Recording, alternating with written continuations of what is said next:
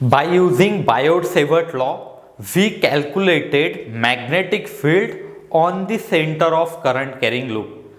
And if suppose there is current I in circular loop of radius r, magnetic field at center is B equals to mu naught by 2 I by r. But what if our point is on the axis of current carrying loop? What will be magnetic field there? So that we will calculate in today's lecture. So our point is magnetic field on the axis of current carrying loop. Means मैंने अब तक आपको Biot-Savart law का use करके एक circular loop के centre पे field निकाल के बताई है, बट अगर समझो आपको सेंटर पे नहीं उसके एक्सिस पे फील्ड निकालनी है, for example this is current carrying loop, centre पे पता है बट एक्सिस पे निकालनी है, वो कैसे निकालते हैं यह हमें आज के लेक्चर में पढ़ना है। तो पहले तो मैं एक काम करता हूं, एक यहाँ पे करंट कैरिंग लूप ऐसे ड्रॉ कर लेता हूं। ये 3D में मैंने ड्रॉ किया है लूप, आप समझ सकते हो ऐसे कुछ होगा लूप, समझ में आ रहा है ना आपको? ये लूप है, ऐसा प्लेन होगा लूप का, तो मैंने बताते वक्त ऐसे बताया है, ठीक है। Suppose current I is flowing through this loop, इस लूप की n टर्न्स भी रह सकती है, एक वायर की टर्न है ना, ऐसी बहुत सारी टर्न्स रह सकती है। n टर्न्स है तो जो भी आंसर आएगा उसे n से मल्टीप्लाई करना होगा। तो पहले मैंने ये करंट कैरिंग लूप ड्रॉ कर दिया है, मैं यहां से कुछ ऑब्जर्व कर रहा हूं, ठीक है। तो देखो मैंने आपको ये समझाया था कि इफ सपोज आप ऐसे देख रहे हो करंट एंटी क्लॉकवाइज रोटेट हो रहा है, एंटी क्लॉकवाइज रोटेट हो रहा है तो फील्ड इज टूवर्ड्स यू।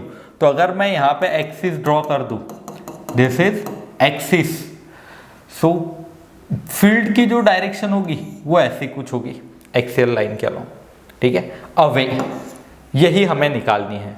तो मैंने करंट I दे दिया है इस लूप के अंदर से, I current is flowing, radius of this loop is R, radius कितनी है R है, and I want to calculate magnetic field at a distance of x from centre on the axis of ring.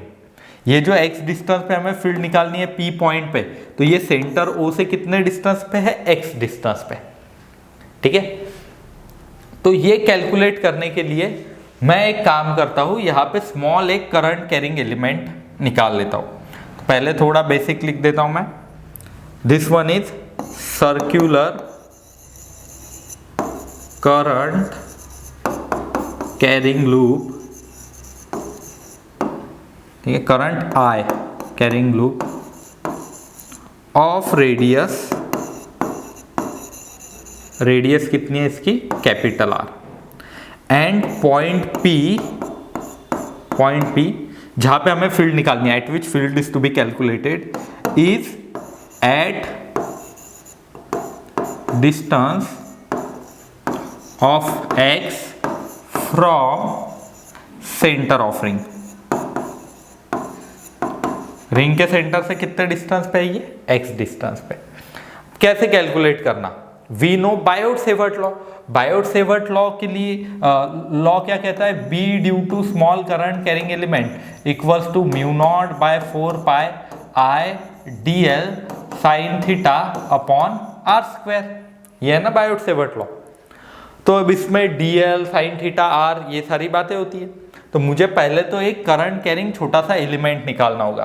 तो देखो proof कैसे है, यहाँ पे एक छोटा करंट कैरिंग एलिमेंट मैं ले लेता हूं dl लेंथ का, तो dl it is nothing but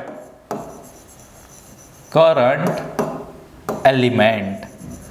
अब मुझे क्या करना होगा, इस एलिमेंट को एंड अपने पॉइंट को ज्वाइन कर दो, ये मैंने कर दिया अपने पॉइंट को एंड इस एलिमेंट को ज्वाइन, ठीक है।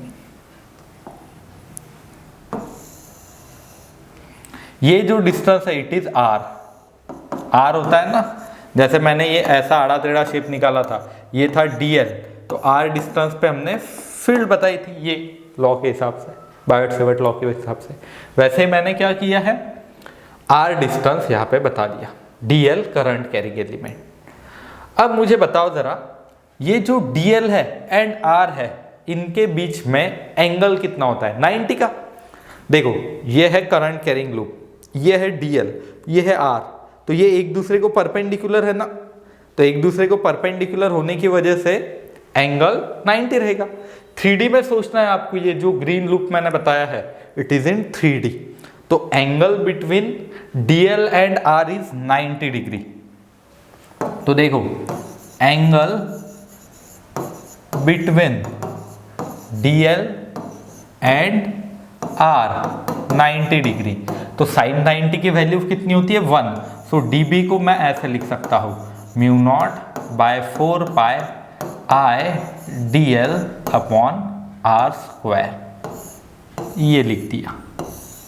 ठीक है, ये स्मॉल फील्ड होगी इस करंट कैरिंग एलिमेंट की वजह से यहाँ पे। अब चलो जरा इस फील्ड की डायरेक्शन देखते हैं। फील्ड की डायरेक्शन कैसे निकालते हैं, राइट हैंड थंब रूल से। तो देखो अब 3D में सोचो, ऐसा एक लूप है, ठीक है, करंट कैरिंग लूप, यहाँ पे करंट है, तो करंट जिस तरह, ये जो DL एलिमेंट है देखना ये ऐसे है इनवर्ड, तो DL की तरफ मैं थंब रखता हूं,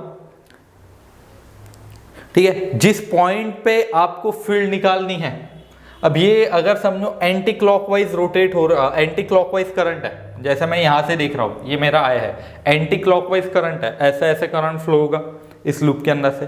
तो जिस तरफ DL एलिमेंट है ये ऐसे होगा आपकी तरफ, DL एलिमेंट एंटी क्लॉकवाइज दिख रहा ना, आप आपके सामने एक किताब रख सकते हो, उसके ऊपर सर्कल ड्रॉ करके एंटी क्लॉकवाइज उस पर ड्रॉ कर देना, देखो DL एलिमेंट टूवर्ड्स यू नजर आएगा। 3D में सोचो, तो DL एलिमेंट टूवर्ड्स यू और करंट भी उसी तरफ है, तो मैंने उंगली उस तरफ रख दी, एंड जिस तरफ हमें फील्ड निकालनी है उस पॉइंट की तरफ मैंने फील्ड निकालनी है, उस पॉइंट की तरफ उंगलियां मैंने रख दी, एंड अगर मैं प्रेस करूं तो फील्ड की डायरेक्शन निकल के आएगी। वापस एक बार बताता हूं, मैं यहां से ऑब्जर्व कर रहा हूं, ये है मेरा आई, मेरे सामने एक ऐसा सर्कल है जिसके अंदर करंट फ्लो हो रहा है anti clockwise, anti clockwise flow हो रहा है, तो करंट इस तरफ होगा DL एलिमेंट का, मीन्स टूवर्ड्स यू, आपकी तरफ, तो मुझे पहले उस तरफ थंब रखना होगा, and right hand thumb rule से थंब रख दो पहले करंट की तरफ, जिस पॉइंट पे फील्ड निकालनी है उस तरफ उंगलियां ले जाओ, ऐसे कुछ बनेगा ये, ठीक है, तो ये बनेगा ऐसे, एंड प्रेस करो पाम को, तो DB जो होगा, ये डायरेक्शन बहुत ही इंपॉर्टेंट है, DB की डायरेक्शन ऐसी होगी 90 डिग्री पे। ये जो DB आया है मैग्नेटिक फील्ड स्मॉल, कैसे आया, राइट हैंड थंब रूल से, थंब करंट की तरफ रखो, उंगलियां ले जाओ इस पॉइंट पे एंड प्रेस करो, ऐसे आएगी फील्ड, एंड ये जो DB है it is field because of this current carrying element, पूरे सर्कल की वजह से नहीं है ये फील्ड, सिर्फ ये जो करंट कैरिंग एलिमेंट है उसकी वजह से फील्ड होगी। अब देखो मैं ये एंगल फाई लिख लेता हूं, ये जो एंगल है ये कितना बनेगा 90 माइनस फाई, एंड ये 90 है, तो ये जो है एंगल ये वापस फाई बन जाएगा। सो पहले तो करंट की तरफ थंब रखो, उंगलियां ले जाओ, देखो ये आई DB की value, this DB is field due to current element, जो कि फाई इतने एंगल पे आई है। तो क्या अब ये DB के दो कंपोनेंट आ जाएंगे, देखो जिस तरफ थीटा है उस तरफ कॉस थीटा, तो DB कॉस फाई, उसे परपेंडिकुलर DB साइन फाई, क्योंकि देखो एडजेसेंट अपॉन हाइपोटेनियस क्या होता है, कॉस, तो जो एडजेसेंट वाला कंपोनेंट होता है वो कॉस कंपोनेंट निकल के आता है, बेसिक ट्रिग्नोमेट्री, और वेक्टर का रिजोल्यूशन कहते हैं इसे। सो DB को रिजोल्व कर दिया तो DB कॉस थीटा, एंड दूसरी बार DB साइन थीटा, ऐसे मैंने दो बार रिजोल्व कर दिया। सिमिलरली जैसे ये DL एलिमेंट था वैसे ये करंट कैरिंग एलिमेंट नीचे भी होगा, उसकी वजह से भी कुछ फील्ड होगी ऐसे DB, जैसे ऊपर था DL एलिमेंट वैसे ही नीचे होगा ना सिमेट्री की वजह से। इस DB के भी दो कंपोनेंट आएंगे, DB cos theta and DB sin theta, ऐसे अलग अलग। अब इसमें से ये जो DB cos theta perpendicular component है सारे कैंसिल हो जाएंगे। देखो आप ऐसा सोच सकते हो, यहाँ पे करंट कैरिंग लूप है एंड इस पॉइंट पे हमें फील्ड निकालनी है, तो छोटा सा एलिमेंट मैंने लिया तो फील्ड ऐसे ऊपर आती है। फील्ड के दो कंपोनेंट, एक परपेंडिकुलर टू एक्सिस, एक अलोंग द एक्सिस। ये जो DB cos थीटा कंपोनेंट था ये कैसे कंपोनेंट है, perpendicular to axis, at D B sine theta ये कैसा कंपोनेंट है, अलोंग द एक्सिस। तो परपेंडिकुलर टू एक्सिस जो कंपोनेंट है वो हो जाते हैं कैंसल, ये हो जाते हैं कैंसल, क्योंकि ऊपर नीचे सब तरफ होंगे ना। अलोंग दी एक्सिस वाले कंपोनेंट ऐड हो जाते हैं। तो नेट फील्ड अगर मुझे निकालनी है तो मुझे सिर्फ अलोंग दी एक्सिस वाले कंपोनेंट्स के ऊपर ध्यान देना होगा। तो देखो अब कैसे करेंगे हम आगे।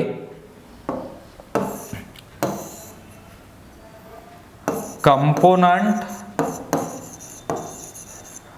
ऑफ मैग्नेटिक फील्ड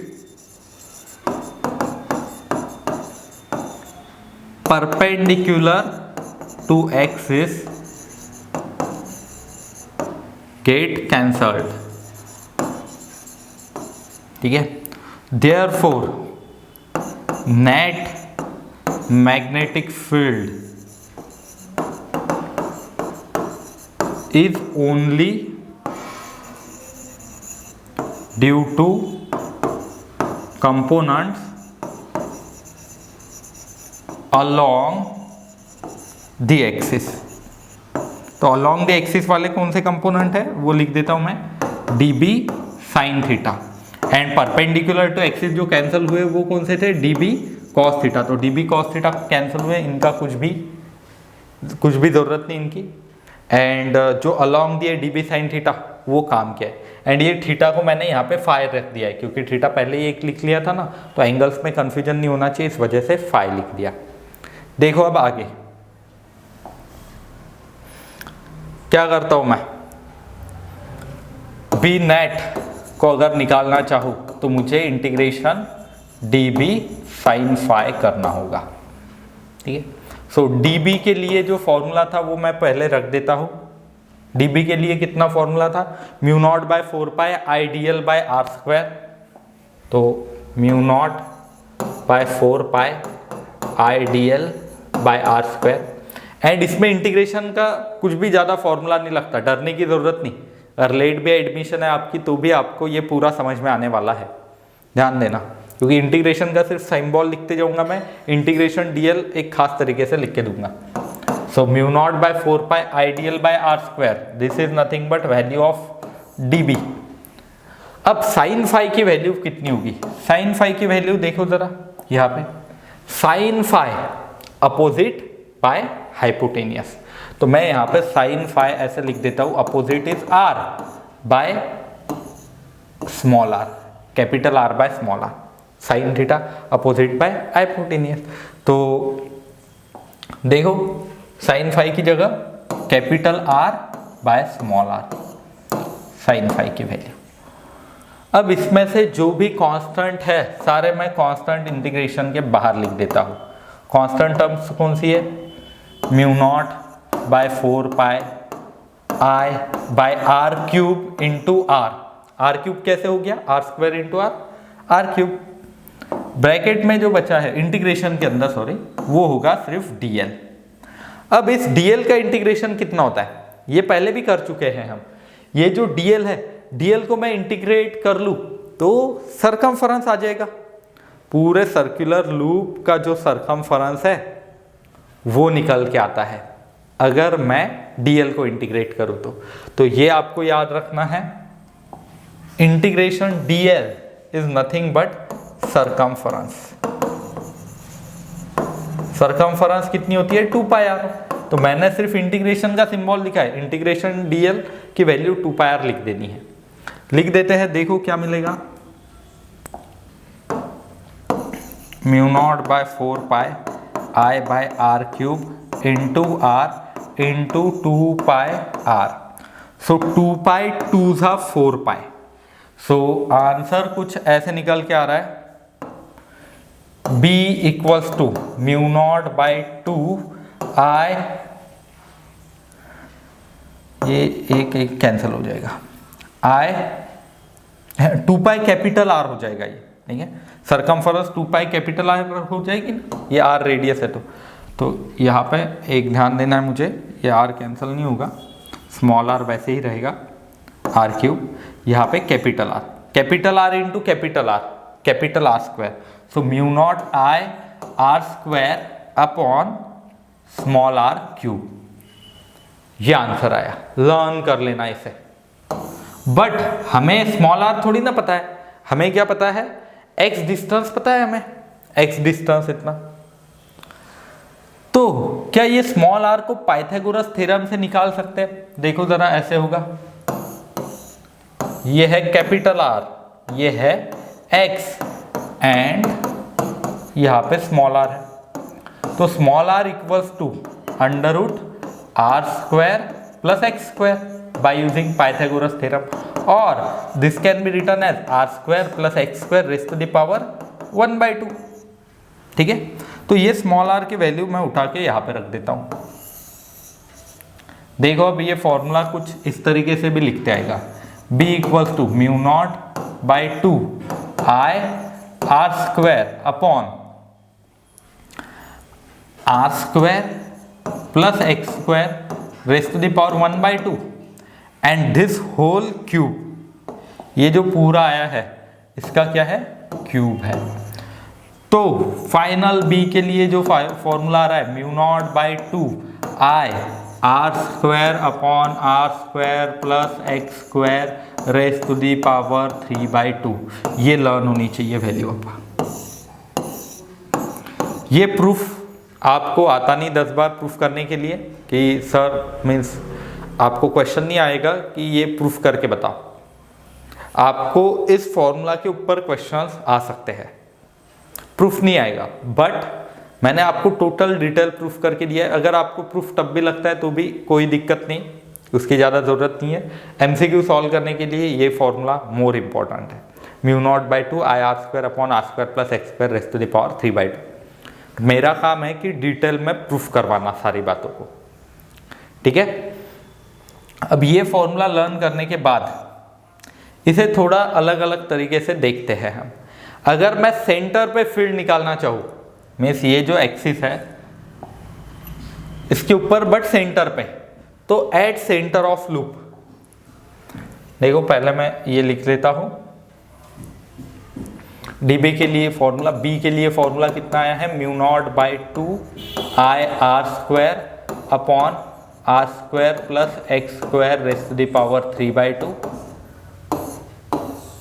इसमें एट द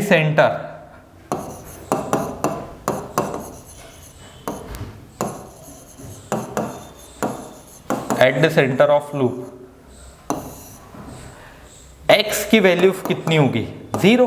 तो x को अगर मैं 0 रख दूं क्या होगा, देखो b equals to mu not by 2 I R square upon R square plus 0 raise to the power 3/2। तो ये आ जाएगा mu not by 2 I R square upon R raise to the power 2 into 3/2। तो 2 कैंसिल हो जाएगा। ठीक है, ये आ गया कुछ ऐसे, mu not by 2 I R square upon R cube. तो ये 2 2 आर कैंसिल हो जाएंगे, एक आर बच जाएगा। तो बी ऑन द सेंटर के लिए फॉर्मूला कितना आया है, mu naught I by 2 R. क्या ये हमने पहले भी निकाल लिया था? तो देखो on the axis of current carrying loop के फॉर्मूला के अंदर अगर हम एक्स की वैल्यू 0 रखते हैं तो सेंटर पे फील्ड मिल जाती है, जो कि प्रीवियस वाला फॉर्मूला है। तो इससे भी हम centre of current carrying loop पे निकाल सकते हैं। एंड दोनों फॉर्मूले सेम आ रहे हैं, डिफरेंस नहीं है, सेम ही है दोनों, प्रीवियस वाला भी एंड ये वाला भी। ठीक है, मुझे बताओ ज़रा, ये तो मैंने एक बता दिया आपको, अगर मैं इनफाइनाइट पे चेक करूँ तो एट इनफाइनाइट बहुत दूर, सोच सकते हो थोड़ी फील्ड कितनी होगी? तो थोड़ा मैं सोचने के लिए मौका दे रहा हूँ आपको, सोचो ज़रा एट इनफाइनाइट फील्ड कितनी होगी।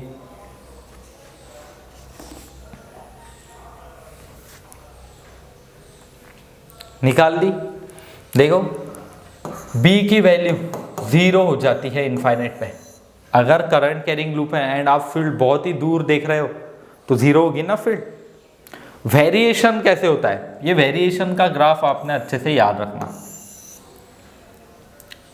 y एक्सिस पे b ड्रॉ कर लूंगा मैं, x एक्सिस पे डिस्टेंस, तो magnetic field varies like this. ये है मैग्नेटिक फील्ड का ग्राफ, ठीक है। एंड सेंटर पे जो फील्ड है वो इतनी, at small r equals to 0, small r और x, where x is distance from center, center से डिस्टेंस, ठीक है। तो ये ग्राफ आपको याद रखना है, ये नेचर याद रखना है, ये पिंक से कंफ्यूजन नहीं होना चाहिए, दैट्स वाई ये ब्लू से बताता हूँ मैं, ये है, ठीक है। एंड नेचर पिंक वाला याद रहेगा आपको।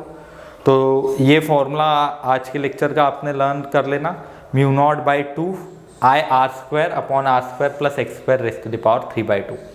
इसे मैं एक और ख़ास तरीके से लिख सकता हूँ, कैसे देखो, डी बी इक्वल्स टू कितना लिखा था मैंने, और B equals to, D B को इंटीग्रेट करने के बाद B equals to mu not by 2 I R square upon R square plus X square raise to the power 3/2, ये ऐसे था ना।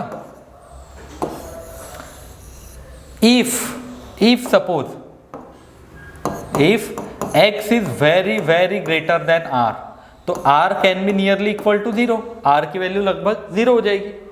तो और R square plus X square can be nearly equal to X square, कब होगा but ऐसे, अगर x बहुत बड़ा है, मीन्स लूप यहाँ पे एंड हम बहुत दूर फील्ड देख रहे हैं, तब ये ऐसे होगा।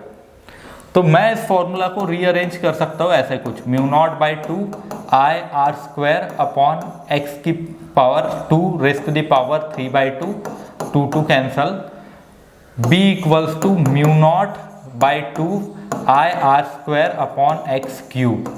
अब यहाँ से मैं 2 पाई से मल्टीप्लाई डिवाइड कर लेता हूँ, देखो अब ये ऐसे होगा, mu not by 4 pi into 2 I into pi R square upon X cube. क्या किया मैंने इस स्टेप में, 2 पाई से मल्टीप्लाई डिवाइड, तो मल्टीप्लाई किया तो ये 2 पाई, डिवाइड किया तो 2 पाई इंटू 2 4 पाई। ऐसे क्यों लिखा होगा मैंने, बिकॉज ये जो पाई आर स्क्वायर है ना, it is nothing but area, area of circle, area of circle pi R square. तो b को हम लिख सकते हैं b equals to mu not by 4 pi twice I into A upon X cube. ऐसे क्यों लिखा होगा मैंने, एक्स्ट्रा पॉइंट्स है ये आपके लिए। ये करंट इंटू एरिया जो कंसेप्ट आया है, current into area is nothing but capital M, इसे मैग्नेटिक मोमेंट कहते हैं। वैसे मैग्नेटिज्म में मैग्नेटिक मोमेंट मैं डिटेल में पढ़ाऊंगा, बट अभी करंट कैरिंग लूप के एक्सिस के ऊपर मैं बहुत सारे एक्स्ट्रा पॉइंट बता रहा हूँ आपको। तो this I into A, current into area is nothing but magnetic moment, magnetic moment capital M। तो इसी फॉर्मूला को हम ऐसा लिखेंगे अब, B equals to mu not by 4 pi twice M upon X cube. ये M क्या है, एक नया कंसेप्ट है आपके लिए जिसे मैग्नेटिक मोमेंट कहते हैं, करंट इंटू एरिया, ठीक है। अब हमें एक और वैल्यू पता थी, कौन सी, अब आपको तो मैंने इलेक्ट्रोस्टैटिक अभी नहीं समझाया है, जैसे वो हो जाएगा, डायपोल होता है electric dipole. Electric dipole means क्या, दो आपको चार्जेस प्लेस करने होते हैं, plus Q minus Q, two charges separated by finite distance is nothing but electric dipole. इस इलेक्ट्रिक डायपोल के एक्सिस के ऊपर आर डिस्टेंस पे फील्ड जो है वो ऐसी आती है कुछ। इलेक्ट्रिक फील्ड को ई से बताते हैं 1/4 पाई एप्सिलॉन नॉट 2p/r³, ये फॉर्मूला होता है। तो इलेक्ट्रिक फील्ड के लिए formula 1/4 pi epsilon naught 2p/r³। Magnetic field on the axis of current carrying loop is mu not by 4 pi 2m/x³। मुझे ये एनालॉगस लग रही है क्वांटिटी, यहाँ पे म्यू नॉट है तो यहाँ पे म्यू नॉट की जगह क्या है 1/एप्सिलॉन नॉट, यहाँ पे m है तो यहाँ पे क्या है p, ठीक है, डिस्टेंस x³ तो इलेक्ट्रिक डायपोल की वजह से जो फील्ड होगी एक्सिस पे, उतनी ही करंट कैरिंग लूप की वजह से एक्सिस पे फील्ड होती है। That means I can say that current carrying loop behaves as magnetic dipole. Means आपको मैग्नेट तैयार करना है तो करंट कैरिंग लूप ले लो, वो मैग्नेट के डायपोल के जैसा बिहेव करेगा। एक होगा नॉर्थ पोल, एक होगा साउथ पोल। ये मैग्नेटिज्म में भी प्रूफ किया जाता है। मैंने आपको अभी प्रूफ करके दिया है, वापस भी प्रूफ करके दे दूंगा। एंड स्टेट बोर्ड की किताब में भी ये आपको प्रूफ पूछा जाता है, बट नेक्स्ट यूनिट में मैग्नेटिज्म में, तो मैं वहाँ पे भी वापस प्रूफ करके दे दूंगा। बट क्योंकि आपको ये जो डायपोल है ये न्यू कंसेप्ट है थोड़ा, and magnetic moment new concept है। बट हाँ, आज के लेक्चर से आपको क्या क्या सीख मिलती है, पहले तो करंट कैरिंग लूप के एक्सिस पे फील्ड कैसे निकालते हैं, एंड फील्ड की वैल्यू कितनी है। फील्ड की वैल्यू कितनी है, μ0/2 IR² upon R² plus X² raise to the power 3/2 learn करना है। सेंटर पे μ0/2 I/R, ये भी लर्न कर लेना। तीसरा, इनफाइनाइट पे जीरो फील्ड होती है। चौथा, नेचर, ये ऐसा नेचर याद रखना है, कर्व का नेचर ऐसे होता है। नेक्स्ट उसके कि अगर मैं बहुत दूर फील्ड चेक करूं तो ये जो करंट कैरिंग लूप है it behaves like magnetic dipole, means यहाँ पे बाकी कुछ नहीं, ये कि ये मैग्नेट के जैसा काम करेगा। मैग्नेट का एक नॉर्थ पोल एक साउथ पोल ऐसे कुछ काम करता है, वो एनालोगस क्वांटिटी से भी देख सकते हैं। ठीक है, तो ये इतना एक्स्ट्रा नॉलेज के लिए है। मैग्नेटिज्म में वापस मैं प्रूफ करवाऊंगा, बट उस वक्त ये फॉर्मूला डायरेक्टली लिख देंगे। ठीक है, तो ये था आज के लेक्चर के लिए। कुछ क्वेश्चंस इसके ऊपर बेस्ट आप सॉल्व कर सकते हो, एंड फॉर्मूलाज को आपने लर्न कर लेना।